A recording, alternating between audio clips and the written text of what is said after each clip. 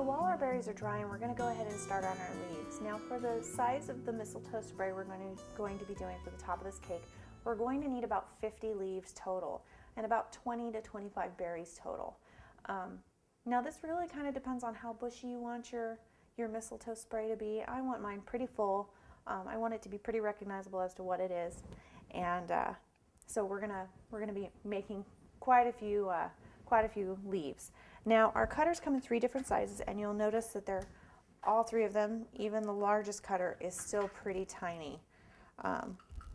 Mistletoe is a very small, very delicate plant, so it takes a lot even to make a small spray. And do keep this in mind when you're working on this project. It can be a little bit tedious to get it done, but it looks absolutely beautiful in the end, and it's totally worth the time and effort. If you don't have fingernails, go ahead and get a pair of tweezers, but all you're going to want to do is just bend a little tiny hook on one end of your wire, just like that. And I can do it because I have fingernails, but if you don't, a pair of tweezers works just fine.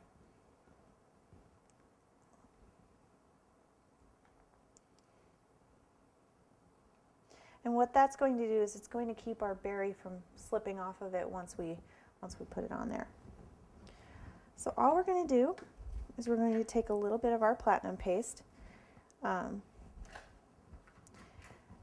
I like to do to make sure that they're nice and uniform is I like to kind of roll it out into almost like a little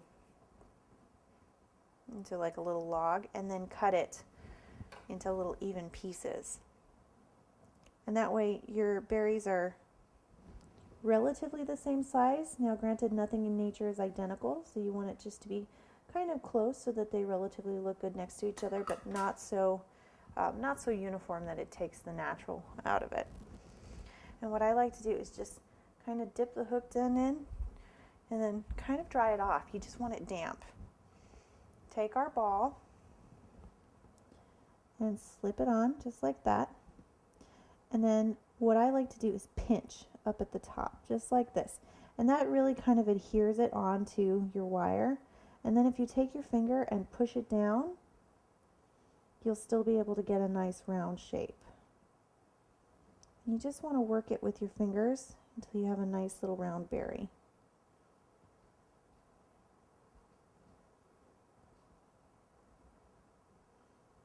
And like I said, nothing is perfect in nature, so once you get it to where it's, it's round, it looks good, it's the proper shape and size, go ahead and stop. You don't need to agonize over it.